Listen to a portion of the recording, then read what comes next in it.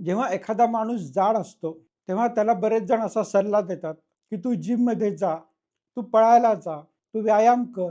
परंतु त्या माणसाला मनातून त्याची इच्छा होत नाही. त्याला काहीही करावं वाटत नाही आणि त्यामुळे लोकांची तो बोलणी ऐकतो आणि सोडून देतो. याच्यावरती जर उपाय करायचा असेल, तर एक गोष्ट लक्षात घ्या, की जेव्हा आपण वजन कमी करायच्या मागे लागतो, तेव्हा पहिली पायरी ही व्यायामाची नसते. पहिली पायरी ही आपला आहार सुधारण्याची असते.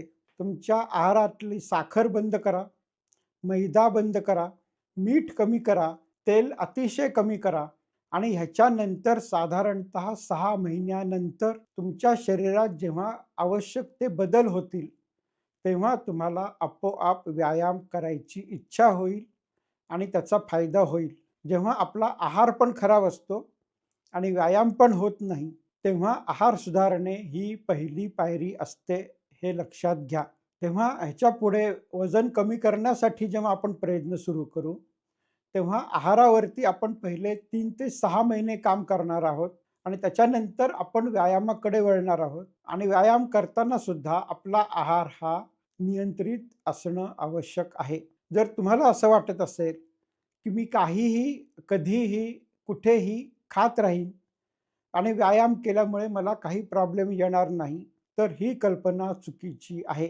आपला आहार योग्य असणं, त्यात सगळ्या प्रकारची व्हिटॅमिन्स, मिनरल्स, प्रोटीन्स, फायबर्स हे घटक असणं आणि साखर, मैदा, मीठ, तेल कमी करणं हे फार आवश्यक आहे.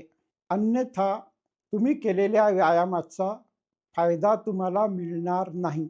अशी एक म्हण आहे, की "you can not outrun your bad diet." आधी आहार सुधारा, मग व्यायामाच्या मागे लागा. तुमचे अनुभव कॉमेंटमध्ये जरूर लिहा.